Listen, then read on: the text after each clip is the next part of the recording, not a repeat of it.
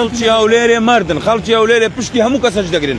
وەڵاهی تقریبا ساعاتێک نابێتی نێرە بەس وا بزانم لەبەر شەقامەکە زۆر قەلەباڵغا سبەینە ئینشاءڵڵا دەچین لای پارچسامی عەبدوڕەحمانی لێوەندە دەست پێ دەکەین. شەوێش لە قاعەکمانەیە لە پشت مزگەفتی عەتیەخانی ئەشیاکەی وەردەگرین لەوێ کۆمەک. خەڵک چۆن پێشوازی لەو خەڵکی هەولێرێ مردن، خەڵکی هەولێرێ پشتی هەموو کەسەش دەگرن. هەرچی لێی قەومێ لە هەموو کوردستان هەولێر پشتگیری دەکا. هەولێر یعنی مەردایەتی، هەولێر یعنی برایەتی، یعنی خۆشەویستی هەموو شارەکانی کوردستان.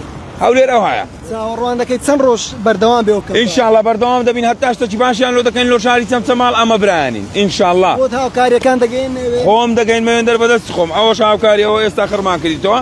ئینشاءڵڵا زیاتریش خڕ دەکەینەوە. خەڵکی ئەوەی دیمەنەکانی خۆت دەبینی چۆنە چۆن یعنی خەڵک پێشوازیتانی دەکەن؟ خەڵک هەمووی پارەی دە. ئێستا جادە گیرە ئەگەنە ئەوی بێرەدا دەڕۆ پارەی دە. ئەوی بێرەدا دەڕۆ هاوکاری دەکا. هەمووی تەلەفۆن دەکەن کۆمەک دەین هەموو شتەشی دەین. ئینشاءڵڵا باش دەبێت. پلانت چییە بۆ سبەی چی دەکەی بۆ سبەینێ لەکن پارچسامی عەبدوڕەحمانی زلمان وەرگرتیە لە جەماعەتی ناوخۆوانە ئینشاءڵڵا. تا چەند هاوکارتان مولایانی پەیوەندیدار بۆ کۆکردنەوە خراپ نینە هاتینە فەقیرانە جادە گیرا دێن کورە وەزعی ببینە گوت کاکە لێیان چۆڵکەن جادەکەی بڕک.